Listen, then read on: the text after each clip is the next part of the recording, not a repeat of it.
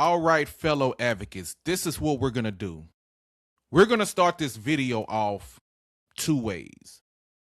The first way is that I want to give you a friendly reminder of the cue. Now, what we've been doing is we've been breaking down the book Atomic Habits, page by page, chapter by chapter. So now we are in chapter 7. But before we proceed to breaking down chapter 7, I would like to remind you of the cue, because the cue is very important on this episode of the Growth Times Infinity podcast. This is what we're going to be talking about, among a few other things. But let me remind you of the cue. The cue is the first step in the process of building a habit. So whatever habit that you have, whether that habit is good, whether that habit is bad, effective, ineffective, whatever it may be, the cue is the first step. It's the first line of defense, in a sense, in the process of building that habit. And what does the cue do? Exactly. It triggers your brain to initiate a behavior. So basically, the cue triggers your good habit, bad habit, ineffective habit, effective habit. That's what the cue does. So I just wanted to give you that reminder. The second way we're going to start this video off, this episode off, is with a question. And it is the question of the episode. Here's the question. And I want y'all to keep this question in mind. Keep it in the back of your head as you're viewing this video, as you're listening to this audio. And that question is, what is the secret to self-control? Think about it. And I'll give you a hint. It has something to do with the cue. So we about to talk about it. So let's grow and let's go. All right, so there it is. I laid it out for y'all. So let's get into it. And I'm going to pose another question.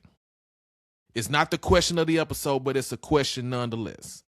And that question is, what is the difference between a person who struggles with self-control and one who doesn't? And we can answer that question in one word. And that one word is discipline. A person who struggles with self-control lacks discipline. That's all there is to it. Because a person who is highly disciplined usually operates in a disciplined environment. Now, we talked about the importance of the environment in the previous episode of the Growth Times Infinity podcast within the series, Our Habitual Ways. We talked about that. We talked about the importance of the environment as it pertains to implementing good habits, implementing effective habits. And I used a couple of references. Of course, I used the old movie quote, "If you build it, they will come." And also I used another analogy about the butterfly. If you're familiar with it, you know, there are people who will chase butterflies. The butterfly will be just kind of flapping around, flapping its wings, just kind of going all over the place, right? It's one thing to do that, but perhaps it's more strategic to attract the butterfly. Because we don't want to just catch the butterfly. We want that butterfly to hang around for a while. We want it to stick around. And how do we attract that butterfly? We create a space for the butterfly to dwell in. Creating a garden, in a sense, making it look attractive. Same thing applies to how we set up our environment in regards to implementing good, effective habits. Now, we talk about discipline, being a highly disciplined individual. That and self-control, it goes hand in hand. Discipline and self-control goes hand in hand. That's the conclusion I came up with. That's one of my takeaways from chapter 7 of the book Atomic Habits. Because if you think about it, we talk about how our habits that we are currently engaging in, how they are automatic and unconscious. That many of our habits that we implement, that we engage in, we do them without thought. We do them without thinking about it. It's automatic. I feel that the same thing applies to discipline and self-control. The same thing applies, in my opinion. A highly disciplined individual doesn't necessarily have to practice self-control. They don't have to force themselves to practice self-control. They don't have to force it. It just happens. And why is that? Because they operate in a disciplined environment.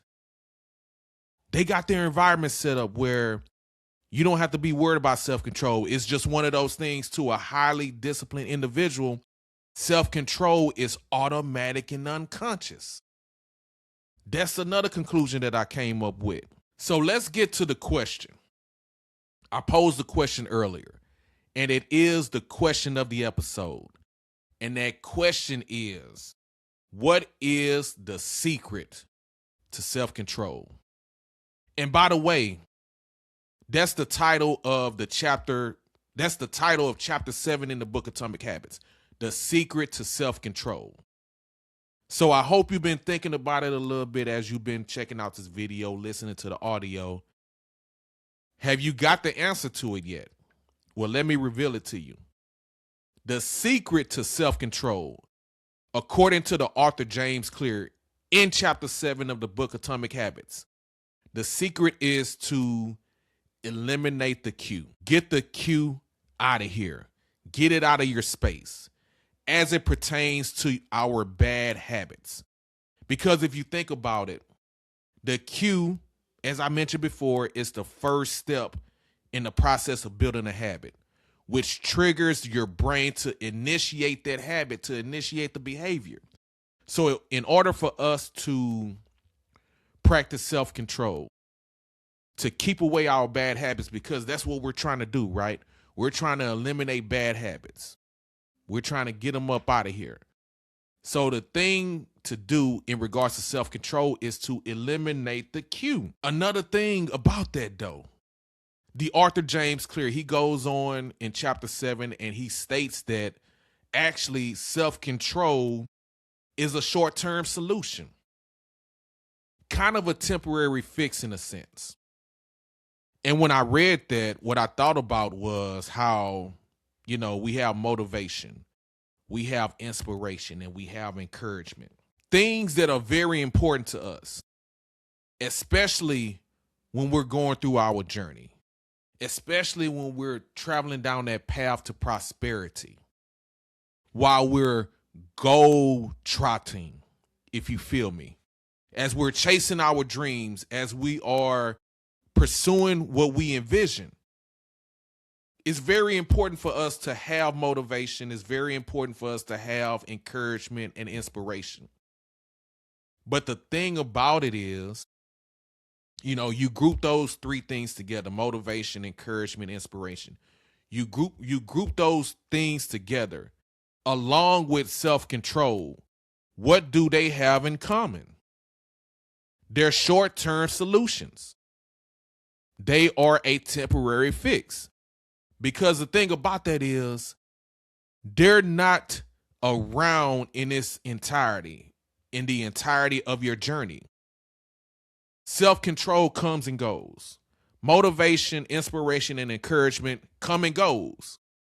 So when you don't have those things to push you along, when you don't have self-control in regards to eliminating your cues and keeping that bad habit out of your life, the thing that we need to rely on is discipline. So from there, what I would encourage you to do, what I would suggest that you do is put yourself in a position where you are a highly disciplined individual. So this is something that we need to work on, because self-control is a temporary fix. And something else that James Clear mentioned in the book is that, yes, we have bad habits and we're trying to get rid of them and we're trying to implement good habits. But the thing about it is, we can eliminate the bad habits, but we're unlikely to forget about those bad habits. And I feel like that's the reason why the author James Clear states that self-control is a temporary fix. Because At any given moment, you can eliminate that bad habit all you want to, but at any given moment, you can engage in that bad habit again. Because you can eliminate that cue, but once that cue comes back into your space, then you're likely to implement that bad habit again. And that's why it's a temporary fix. And that's why I would like to encourage you to continuously work on your self-control. Continuously on working to become a highly disciplined individual. And with that, once you discipline yourself more and more, you too can make self-control automatic and unconscious. And those are my takeaways from chapter 7 of the book Atomic Habits. So peace and blessings to you as you continue your journey. So let me know what you think about that. Let me know what you think about that breakdown of chapter 7 of the book Atomic Habits. We started breaking it down chapter by chapter, page by page. Our Habitual Ways is the series on the YouTube channel. I appreciate you all tuning in. Once again, I would love to receive your feedback, so feel free to leave a comment below. What are you going to do going forward to continuously practice self-control, to position yourself to be a highly disciplined individual? What are you going to do going forward? Feel free to leave a comment below. I would love to receive your feedback.